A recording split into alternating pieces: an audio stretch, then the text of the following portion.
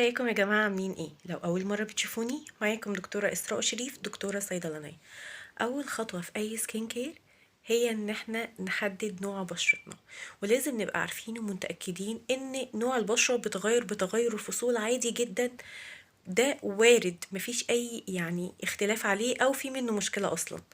أول حاجة هنعملها أول ما نصحى من النوم هي إن احنا نغسل بشرتنا بأي غسول عندنا أو حتى بصابونة جليسرين، ومن غير ما نحط على بشرتنا اي حاجة هنسيبها ساعة.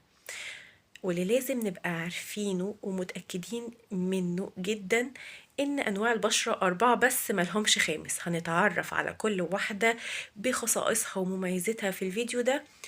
تابعوا معايا الفيديو الاخر. لو لقيتي بشرتك كلها زيوت تبقى دهنية، دايما هتكون معرضة للحبوب والرؤوس البيضاء والسوداء. لو لقيتي منطقة الجبهة والأنف والدقن فيهم زيت وبقية البشرة ناشفة، تبقى البشرة دي مختلطة.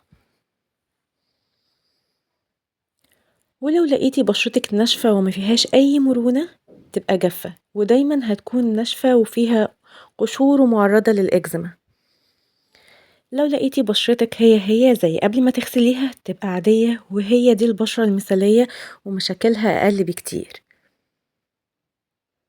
أي نوع بشرة من الأنواع الأربعة اللي عرفناهم مع بعض يكون ليه صفة زيادة، زي مثلا إنها تكون حساسة، وده معناه إنها بتلتهب بسرعة جدا، فلازم ناخد بالنا من الانجريدينتس اللي بنحطها على البشرة.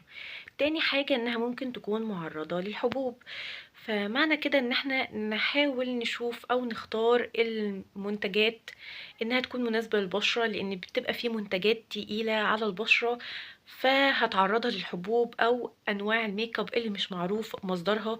ولازم نهتم بتنظيف البشرة كويس جدا. هنتعلم حاجات كتير تانية في فيديوز جاية إن شاء الله. ما تنسوش تعملوا سبسكرايب للقناة عشان يوصلكم مننا كل جديد. باي باي.